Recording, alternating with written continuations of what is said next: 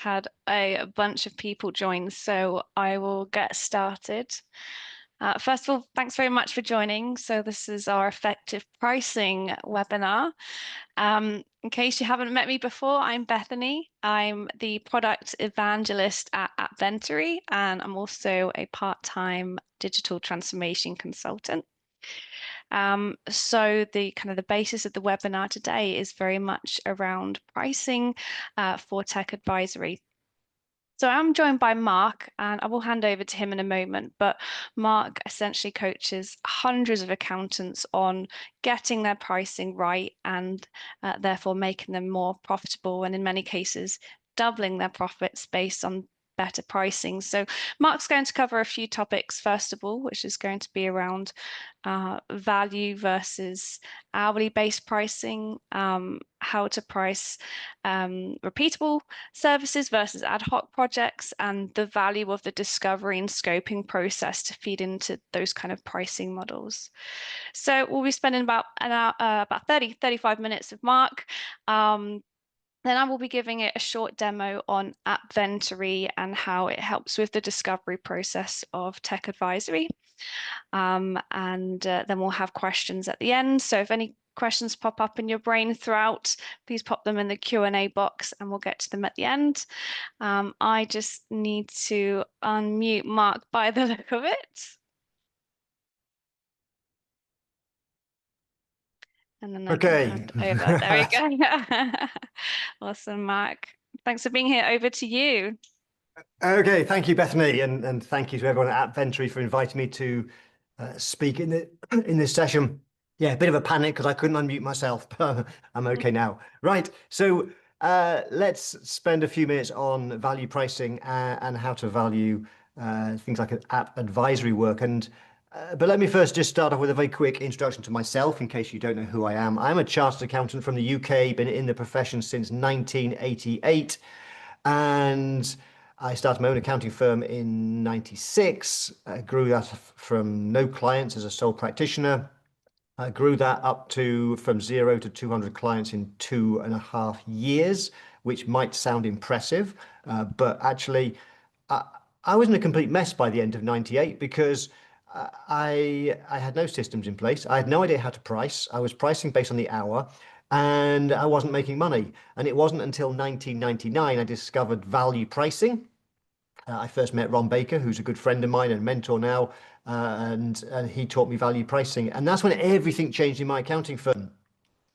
So much so that I was able to sell it a few short years later to my team. They bought it from me, and I then started teaching accountants initially in the UK and now around the world how to master value pricing. I am the founder of the Value Pricing Academy, and I work with accounting firms mainly in the US, Canada, UK, South Africa, and I teach how to create value and how to price based on that value. So with that said, as a bit of a background, let's talk about, first of all, well, why value pricing? Let's start there. Why value pricing and not hourly pricing? And the reason for that is very simple. Hourly pricing is a terrible way to price. It gets us worse results. There are many, many, many reasons why we shouldn't do it. But if I was to give you just a couple, then I would say that, firstly, number one is customers hate it. There was some research done way back in, I think it was 2005, amongst business owners, and they were asked, what's the thing you hate the most about accountants?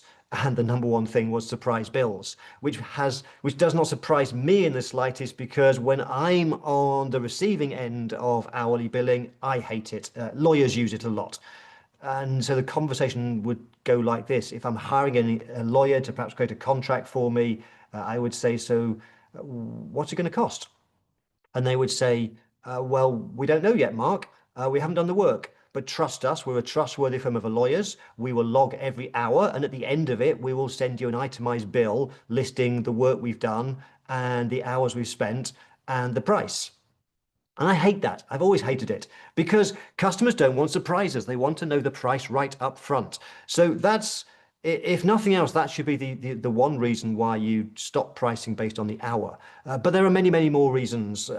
Also, in all my studies over the last 20 years, accounting firms that stick to hourly billing make less money. They get lower prices. Firms that successfully move to value pricing get much better prices, much, much higher prices.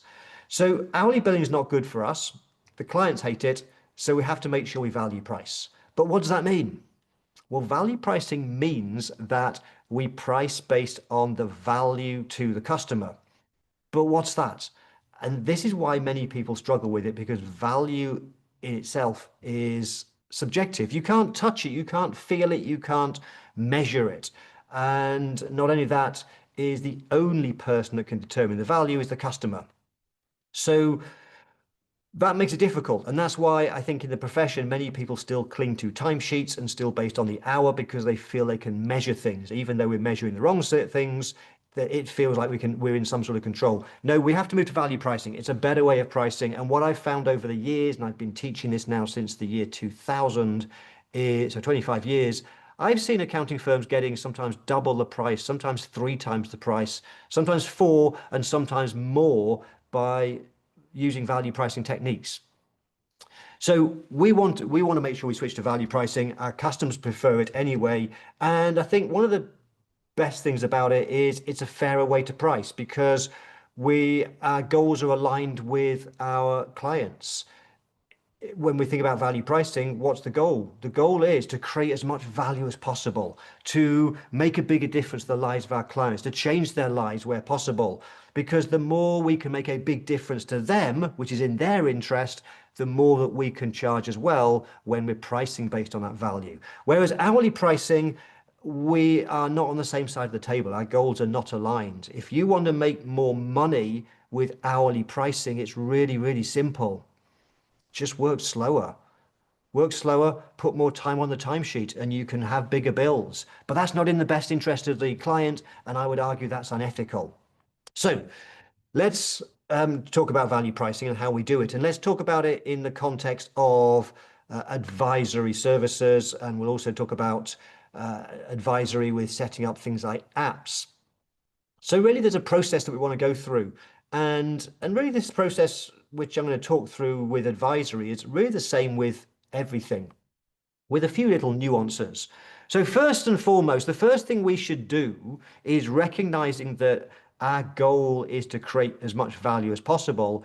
We should start off by saying, so for this thing the client wants us to do, for this service, how can we make it more valuable? The starting point is to have a think and brainstorm what can make it more valuable to the customer.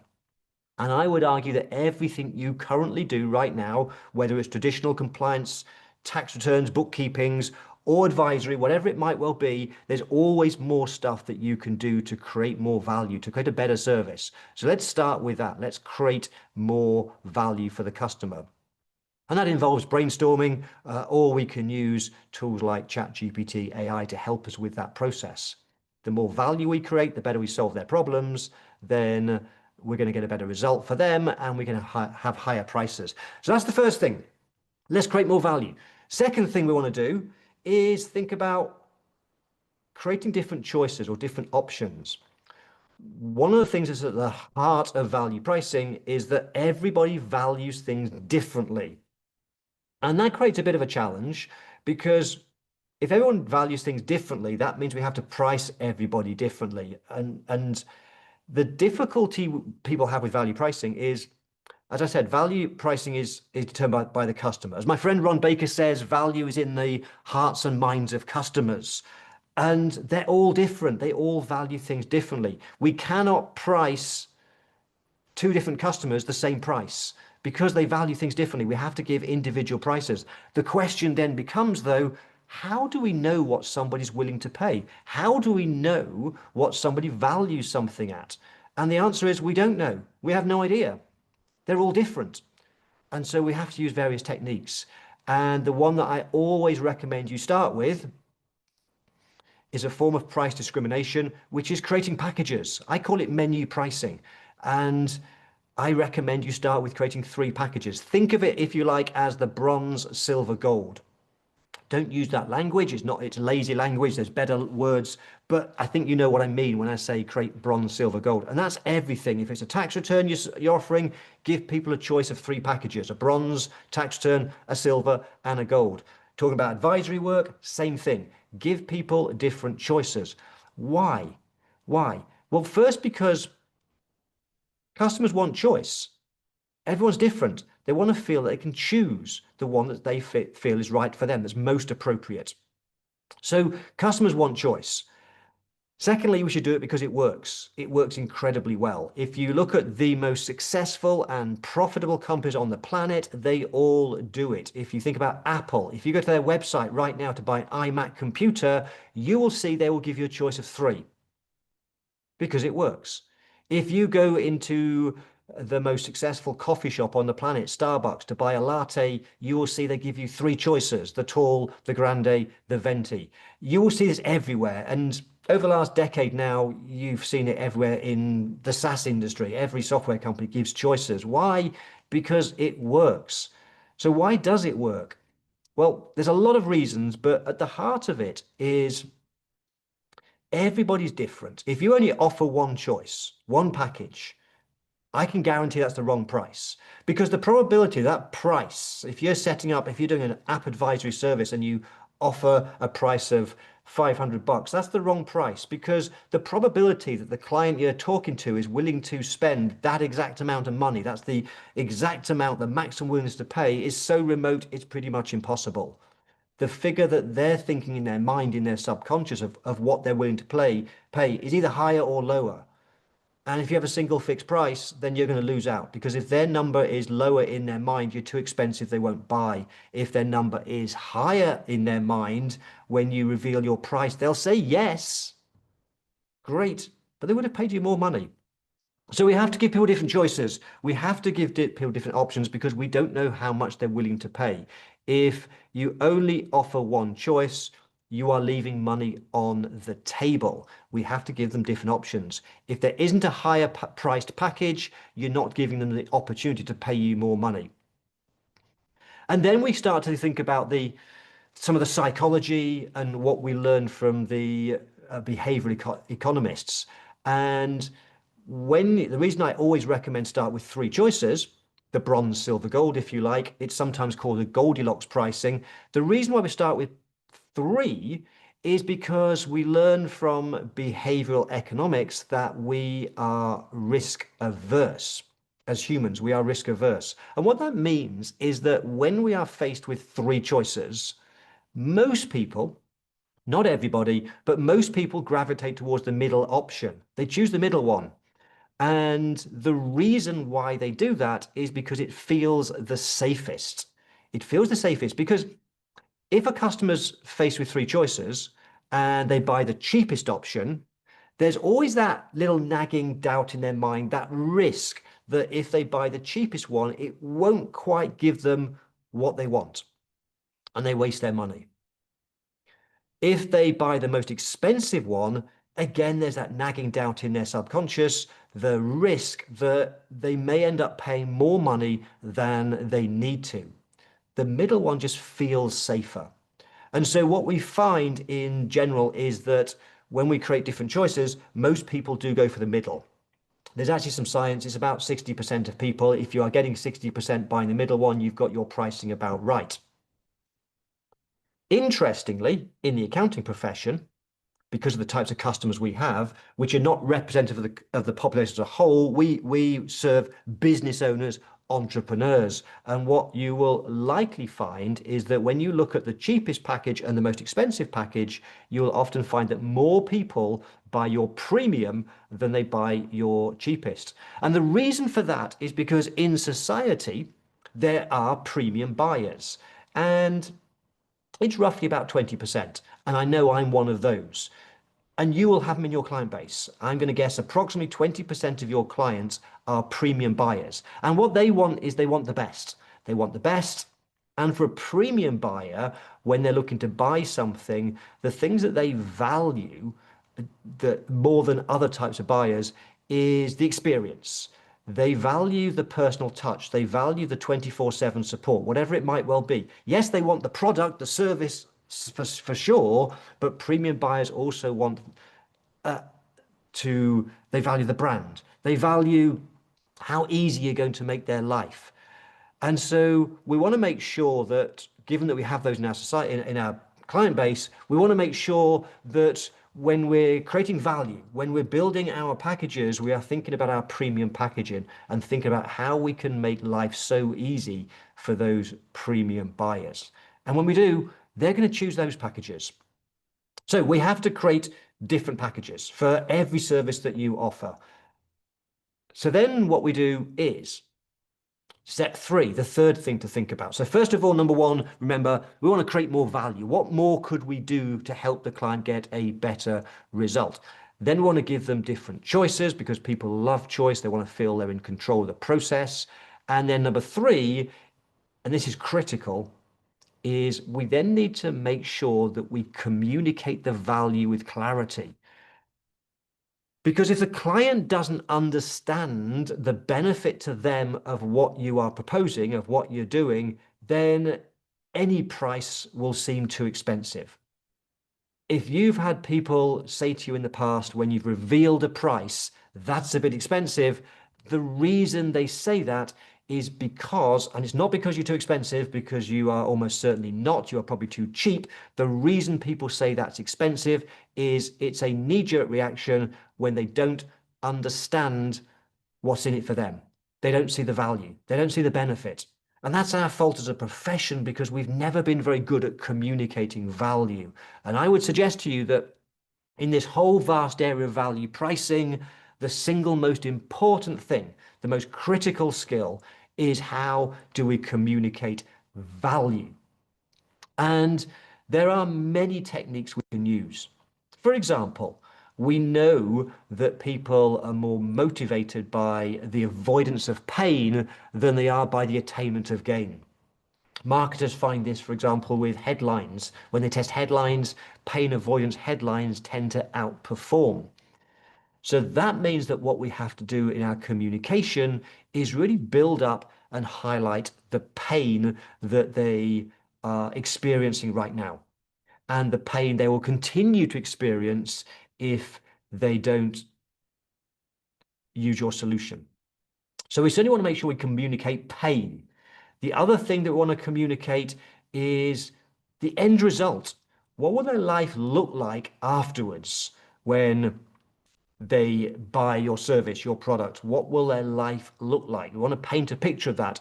And the reason for that is because that's much more important. The outcomes, the end result is much more important than what you actually do. What you do isn't that important. The customer doesn't care about that. They care about the pain you're going to take away and what life will be like for them in the future. They don't really care about how many hours you spend, how many meetings you're going to have with them. That's all the detailed stuff. We focus on the pain, we focus on the outcomes. We also have to focus on benefits throughout. So we have a tendency to talk about features, and we know from marketing that people don't buy features, they buy benefits. So if you were talking about a bookkeeping service and you said one of the things we do as part of your bookkeeping is reconcile your bank account every week or every month, I can guarantee nobody's ever said to you, when you've said we reconcile your bank account, nobody's ever said, wow, that's amazing. I can't believe that. I've always been looking for an accountant to reconcile my bank account. That is extraordinary. They've never said that because they can't see any benefit in that. Reconciling a bank account is a feature. People don't buy features, they buy benefits. And yet you and I know that's extremely important and the benefits of it are huge, but we just don't communicate them. So we need to create a form of words that takes the things that we do as part of the service. I said to you in step one, we have to create more value. What all those things that we can do to create value, we have to then make sure that we communicate those in terms of the benefits. How will it change the client's life with each of those things? Language is so important. The soft skills, the communication skills is everything when it comes to selling and pricing. And if we're then talking specifically about any form of advisory work, we also need to think about price psychology, which is extremely powerful. And one of the most important things in price psychology is the concept of anchoring. You see, people are clueless about price. People don't know the price of anything. None of us know the price of anything. because price is just an arbitrary number. There's no science behind the way the prices come up for most products. So what happens is, particularly when somebody's faced with a service they've never bought before, like getting advice on setting up apps, they have no idea what the price is going to be, what it should be. So what happens is when somebody is given a price, what happens in the subconscious in a nanosecond, and we don't know it's happening, it's all subconscious, but what happens is when we see a price, our brain goes off to convert that to a feeling, an emotion. And very often, that emotion might be something like, that's expensive. That's more than I was expecting. And that's why we often get that reaction when a client says, what's the price? We give them a price. We often get that reaction because they don't know what the price should be. And so they send that number off, and without any other context, without understanding the benefit to them, it's going to feel expensive. That emotion, that's expensive, is what will come back more often than not. So how do we get the client to understand what the price should be? Well, that's where anchoring comes in. Anchoring is extremely powerful, and we need to use it, particularly with any form of advisory work. And that means we use other numbers. We use numbers because what happens is if we give a number that's a big number before we reveal the price, in the customer's subconscious, when they are analyzing that price, when they are coming up with a feeling about that price, it's going to be influenced by the previous number.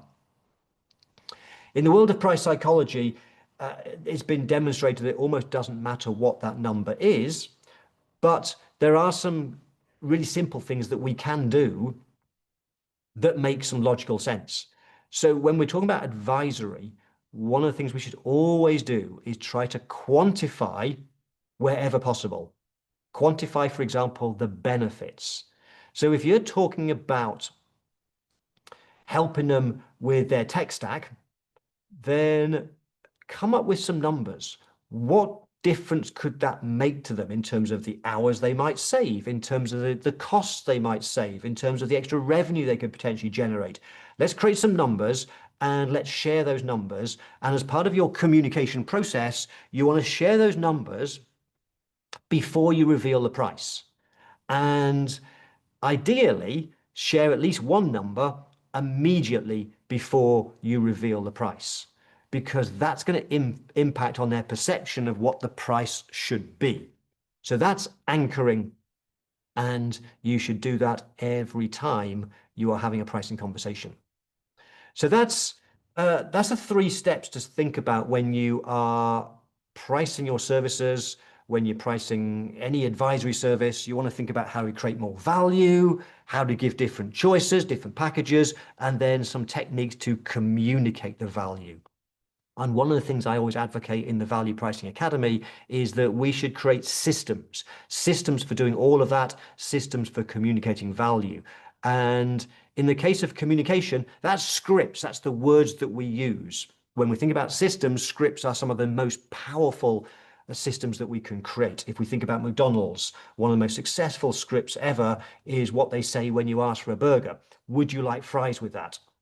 I've not been to McDonald's for years, but I think now it's, do you want to supersize that? It's a simple script that they say every single time, which makes them millions. In the case of communicating value, I always recommend creating some form of pricing brochure where you use this as your script, your agenda for the meeting to build up the value in the right order. We start with the pain and we work through the process of really building up value, building in anchors, building in the benefits. And when you do that well, the client's going to want to buy and price becomes less important. So there's some general thoughts about the pricing process, and we've talked a bit about advisory. When it comes to pricing ad hoc projects, like, for example, helping people with their tech stack, then it's the same process. We do all of those things. But even more important, when we are talking about services that are one-off, that are ad hoc projects, like setting up a tech stack, then these all become even more important, particularly the communication, particularly the anchoring, because they have no idea what the price should be. If we're talking about compliance services like tax returns, your clients probably have some sort of idea of what a tax return should cost because perhaps they've had a previous accountant and so they have a feeling of what that should be. But when we talk about advisory, when we're talking about helping people with their tech stack, they have no idea. And so we want to use all these techniques because they will help you to get much, much higher prices. Just to give you an example, I spent a lot of time when I started teaching accountants when cloud accounting came in about pricing, setting people up on a cloud accounting system. And for many, many years, I found that most accountants would set people up on Xero or QBO and wouldn't charge for that. They do it for free. Then people started charging, but for about a decade, the typical price was $200 or $300. And yet, back in 2015, I created a pricing system for members of the Value Pricing Academy, and most firms were getting 1,000 and upwards for setting people up on QBO and Xero. But the one lady, a solo bookkeeper, told me she got over $3,000 for setting somebody up on QBO. And she just followed that process that I taught her, creating more value, creating different packages, and then having a system to then communicate the value. And so when it comes to helping clients through creating a better tech stack, I think there's a huge opportunity there to create value and to get premium prices. So let's talk a little bit about how do you do the selling process then? Because yes, we're talking about value pricing, but pricing really is part of the sales process. It's all very much intertwined. And so a couple of extra things that I think are worth sharing with you that will help is when you are having a conversation, a pricing conversation with a client about their tech stack and how they might improve it, then the sales process should always start with asking questions. And I have this framework called the 3 stages of the value conversation. And stage 1 is uncovering the value. We want to uncover the value by asking questions. And this is really important. We should not rush this process. There are particular questions that are really important. There's a particular framework and a series of questions we should ask in order. We want to start with perhaps some background questions, but we really want to start to get into the problem questions and the consequence questions. We want to start to understand what are all the issues they currently have right now in their business. What are the problems that they are having? What's the pain points, the roadblocks, the challenges they are having? And we want to make sure that we ask questions that drill down behind all of those problems to find out what are the consequences. What is the consequence of the fact that maybe they're having challenges keeping track of their employee expenses? You need to ask questions to really uncover what are all the implications, what are all the consequences of that. And the reason for this is because the more we drill down, the more we start to unpack and uncover the problems and fully understand them, they're going to help you then with building a better solution and communicating a solution better. So we have to make sure we ask the right questions to see what's really going on, what the problem is. And that would then impact on what the recommendation might be. Because if you're doing ad hoc work like helping somebody with their tech stack, I always recommend having at least 2 meetings. The first meeting should be just to uncover the value, asking questions, really understanding. It's called consultative selling. And we want to ask those questions because when we have a better understanding, we can then build a better solution. And what I mean by that is create packages that are more appropriate to that particular client. An example I often give is that if a client ever comes to you and says, I want a cash flow forecast, can you do me a cash flow forecast? Then the worst thing you can say is, yes, of course I can, and then give them a price, because that's not what they want.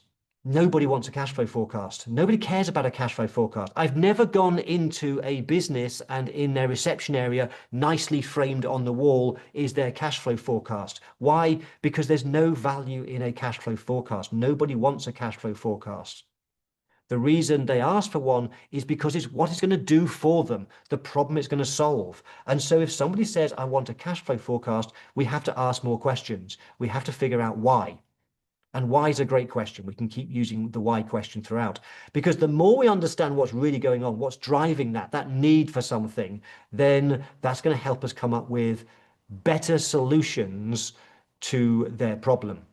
And when we have better solutions, when we create more value, when we have different packages, different solutions for them, and we communicate that, people will choose to buy more from us and at higher prices. So when we think about the selling process, we have to start with questions. It's so important to ask the right question, to uncover the value, to uncover the pain, to find out what they really want. Then once we've done that, then what we want to do is in the second phase, so phase one is uncovering the value. The second phase is building the value. And we do that by making sure that we have great solutions, that we build up the value with other packages they can buy, with other options they can choose. We build up the value through the words, through the communication. And particularly, we do it through demonstrating. So if you were having a conversation about helping them with their tech stack, you want to demonstrate, show them the impact it's going to have, give them, perhaps share some case studies, some other firms that you've worked with and help them to set up their tech stack, share other stories, show them what you're going to do, share with them expected outcomes, examples of outcomes, because the more you do that, you're building up the value in their mind, the more they're going to want that solution from you, and the less important the price is. And if you do that really well, they're going to want to buy. And that just leaves one more thing.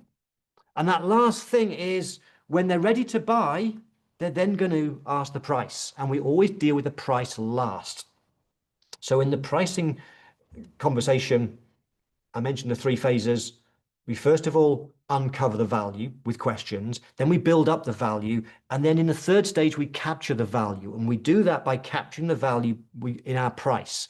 We price based on value. Nothing to do with costs, nothing to do with time. Our costs should not come into it at all. We price based on the value.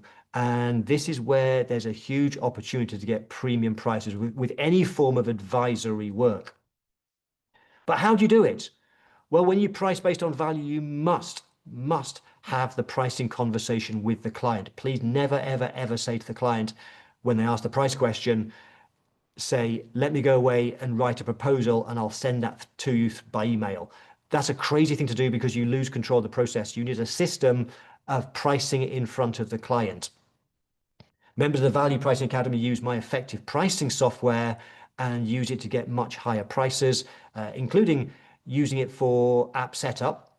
And when they use the software, what it does, when you price in front of the client with a system, then it creates transparency. When people can see how you're pricing, that transparency creates credibility, it creates trust, which is really important in your pricing. Whereas if you make a number up in your head, they're going to think of you as a second-hand car dealer.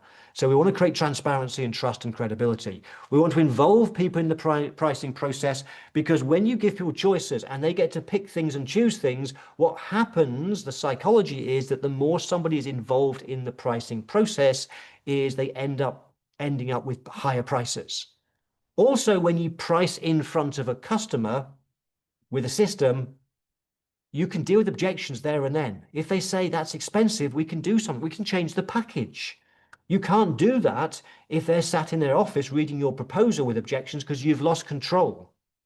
So when you are in control, having the pricing conversation with them using perhaps a software tool like Effective Pricing, then you can deal with objections there and then, and so you close more deals. And finally, when you have a system for pricing, you price with confidence, because you just follow the system. It's always easier just to follow a system.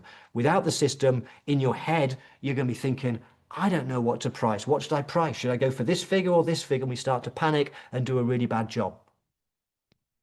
Bethany, I think I've covered all the points you wanted me to teach in that, and I know you want me to pass back after half an hour. So unless you've got any immediate questions, happy for you to take over for now. Yeah, no, that's great. That was really insightful. Thanks, Mark. Yeah, just a reminder for everyone on the webinar that the Q&A box is there, and we will, come to a Q&A at the end of the session. So if you have any questions on anything Mark has spoken about, then don't be shy. Pop a question in the box. I just want to spend 10 minutes talking and showing the AppVentory product now.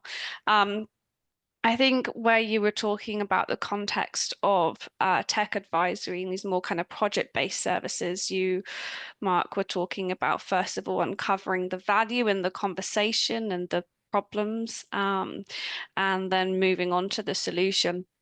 Now, I think what some advisors struggle with is finding the conversations and the opportunities to have those types of conversations in the first place, because generally businesses that are having a problem maybe with their expense system don't tend to speak up. And I think that in a lot of firms where there are hundreds, maybe even thousands of clients, it's hard to know who to speak to, who to ask questions to, and where those opportunities might actually lie. So I think that in the process that you've spoken about, Mark, AppVentory kind of fits into the kind of scoping, trying to find those clients, and then you're going to have those conversations and uncover the value, and then build a solution for them. So I think that the two areas that we represent can fit quite nicely together. Um, so I am going to share my screen. And as you have a mic, Mark, can you let me know on behalf of everyone if you can see my AppVentory screen? Yep, I can see it. Perfect. Thank you very much. Great. So I will be as quick as I can. 10 minutes is very restrictive on this product. It's great. There's just so much, and I tend to get overexcited. But AppVentory essentially connects to your clients' accounting system to pull through all of their tech spend, and the tech that they're paying for. So what they're paying, who the application is, and it will also connect with their identity provider, so their Google or their Microsoft or their Okta, to pull through all of the users that they have on all of their technology. So not only does it help in discovering what your clients are using and what they're spending, by using AppVentory's tools, it will help you see where the gaps are. So maybe give you some context behind what to speak with your clients about when approaching tech-based conversations.